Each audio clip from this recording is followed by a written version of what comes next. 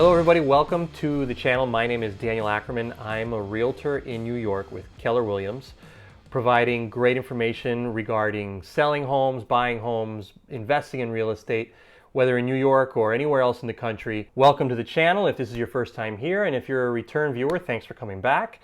And what we're covering today is 10 useful questions that any homeowner or potential seller should be asking of an agent that they're interviewing for the job of selling their home. And you know, these questions, everybody has this list, right? You can go to any agent's website or any brokerage website and see some similar article, 10 questions that you should ask of any agent. I did want to come at this with the 10 questions that you might want to be asking in 2020 or 2021 because of the new reality that we're in. Now, as I'm filming this, it's the end of September in 2020, and we are still in the midst of a global pandemic with COVID-19 that's been going on since December of last year or January of this year. And so it's changed the world and our country immeasurably, and it has changed how everybody does business, including real estate. And it has impacted how people sell homes. And so there are 10 questions that I think, some of them are pretty standard and some of them are more specific to the current realities that I think are really, really helpful for any seller or homeowner to ask of an agent that they're interviewing for the job of selling their home. So let's start right off with question number one.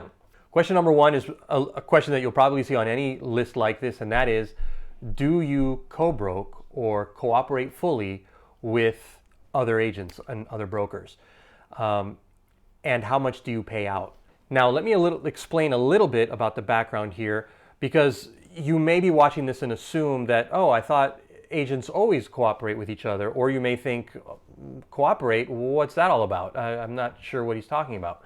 So, in most communities around the United States, real estate brokerages and agents are members of what's called an MLS, the multiple listing service. And that's usually run and operated by the local board of realtors. Realtor is a trademark name of the National Association of Realtors, so no, not all real estate agents are realtors. You could have an agent at a small independent brokerage who is not a member of the local board of realtors and not a party to the MLS or the multiple listing service, and they would be considered a real estate agent or a licensed real estate salesperson, but not a realtor. So all licensed agents are licensed agents, but not all licensed agents are realtors. That is a subcategory for people who are actually members of the National Association of Realtors.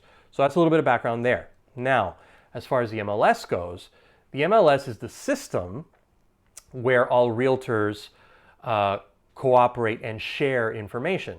So if I list your home for sale, I put it up on the MLS, and every single agent that is a member of the MLS will see that property. So your property is getting marketed everywhere.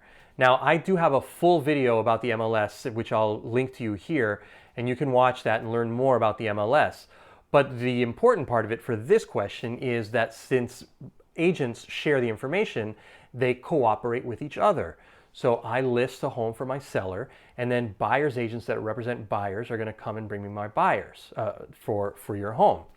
Now, cooperation means that I take my commission, and half of that commission or a portion of that commission is then paid out to a buyer's agent who brings me a buyer for the home. That's called cooperation, or co-brokerage.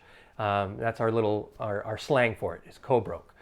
So that's very important for you as a seller, because what does it mean? Well, if I am agreeing to cooperate with buyer's agents, that means that they have a reason to bring their buyers to my listing and to your home sale.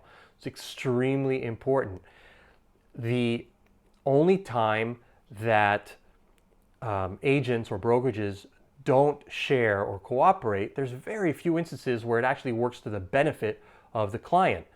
If a brokerage is doing that, they're working usually for their own benefit because they're trying to pocket all of the commission and not have to share it with somebody else. That doesn't help you because it gets less eyeballs on your property. So You always want to get clarity on that. Do you cooperate fully? And if so, how much do you pay out? And the answer should be yes, and we always pay out at least 50%. That's what you want to hear because that's going to bring traffic to your sale. So now let's look at question number 2. Question number 2, will my listing be marketed on the MLS or will it stay in-house? This goes right back to question number 1, with the MLS being the way that information is shared and you get that sale exposed to a much larger audience. That's what you want. You want thousands and thousands of people looking at your listing. You don't want that listing only to be marketed to maybe the few dozen or maybe the couple of hundred clients that a brokerage may have in-house. So you always want to make sure that your listing agent is definitely going to be listing your home on the MLS. Another added benefit of that is typically when you list on the MLS, that information syndicates to all of the major real estate websites. So Realtor.com, Zillow.com, Trulia.com, HotPads, Homes.com, all the big websites, they usually syndicate that information right from the MLS. So you get marketing with one person, you get marketing across all of those venues. So question number 3 is kind of a different twist on question number 2. And actually I would ask this first because it's an open-ended question. And that is, how will you market my home? And this is a great question to ask because, you want to hear something that's unique, something that's different. You don't want to just hear, oh, well, I'll take pictures with my phone and I'll put it on the MLS and then buyers will come. That's not the way it works. To do a really, really full marketing campaign for a property, it's a lot of work. And a full service agent or a full service team, a full service brokerage is going to do the work.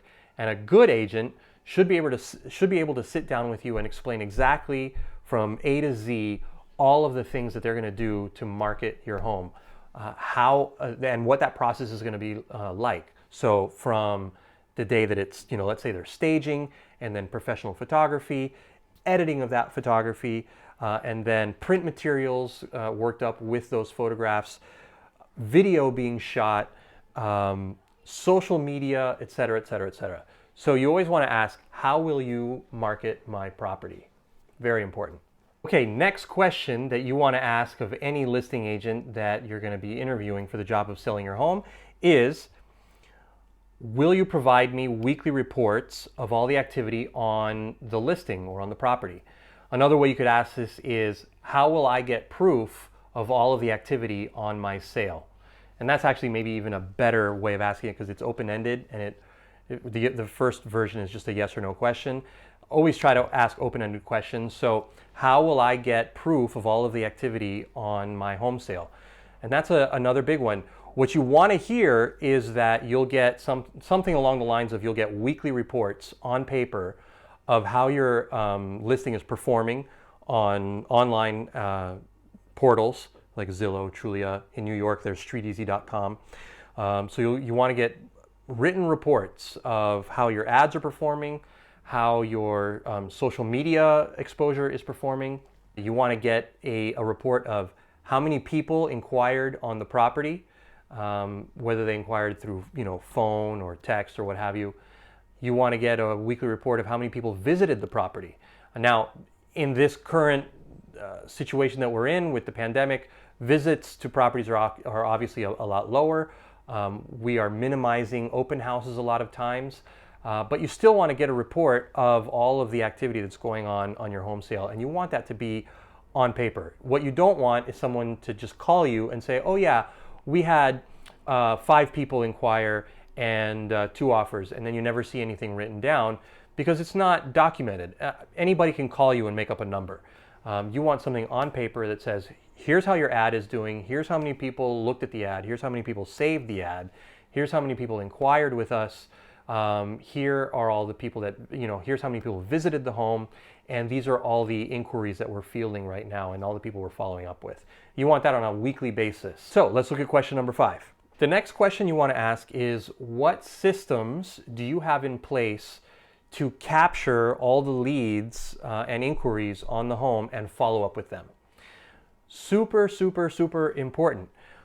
And what do you want to hear as far as an answer here? Well, preferably it's what you want to see. Preferably what an agent can do for you is demonstrate physically, either with a tablet or on a laptop or something, the way that they capture lead information, whether it's from 1-800 numbers or tablet sign-in sheets, QR codes. There's all kinds of different ways that we're using technology now to capture inquiries on properties and then make sure that we don't lose that information. That information gets captured into our system, and then we're able to follow up with them. And usually that follow-up is automated. It's automatic. So you really want to hear about the systems that an agent or a team has for capturing that information. The last thing that you want to hear is, oh, well, we have paper sign-in sheets at open houses. Worthless, because half the times you can't even read what people wrote on there. And anyway, right now with COVID-19, that's not the safest way to be running an open house with people holding pens and signing paper and things like that. You want to do it as touchless as possible. Which brings me to another side point. You want to ask if they have touchless systems. Do they have a way to make the lead capture and the follow-up and the sign-ins for people as touchless as possible? But yeah, you definitely want to have that agent demonstrate those capabilities, and it's really important in today's market. The next question is, how will you sell my home in the time of COVID, in this time of COVID-19? And this is, right to the point of the market that we're in today and the reality that we're in today. And I've already alluded to this a few times, but again, this is an opportunity for an agent to demonstrate the systems that they have in place to make this touchless. Now, currently, when I'm holding a listing presentation or a listing consultation with a seller, I'm actually doing that via a remote call, on camera through a Zoom call. So that right there is demonstrating a level of technology that we're using to hold consultations. During that Zoom call, I am able to share all the documents that I use. I'm able to show people how we use electronic document signature. I'm able to demonstrate all of the things that we can do that are completely touchless in selling a home. And you really, really want somebody to go through this process and what they're able to do to maintain the safety not only of your home and the people in it, but of the community as well, and how they can be a touchless agent.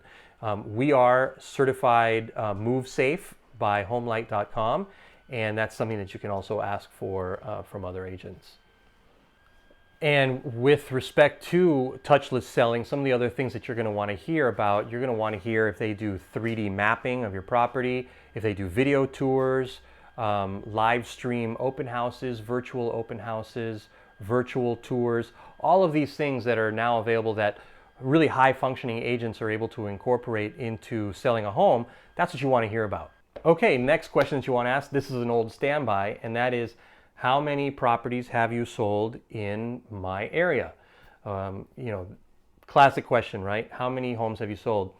Now, I'm not necessarily the biggest proponent of basing everything on a sales record because a lot of selling a home is the experience.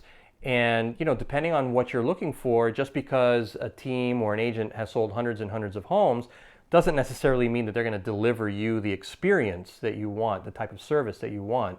And vice versa, just because somebody hasn't sold, a gajillion homes in the area doesn't mean that they can't deliver you a fantastic experience.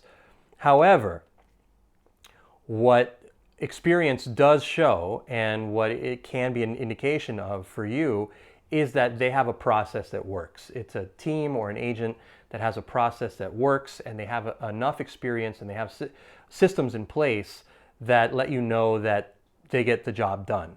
And that's important. There's no way to get around that.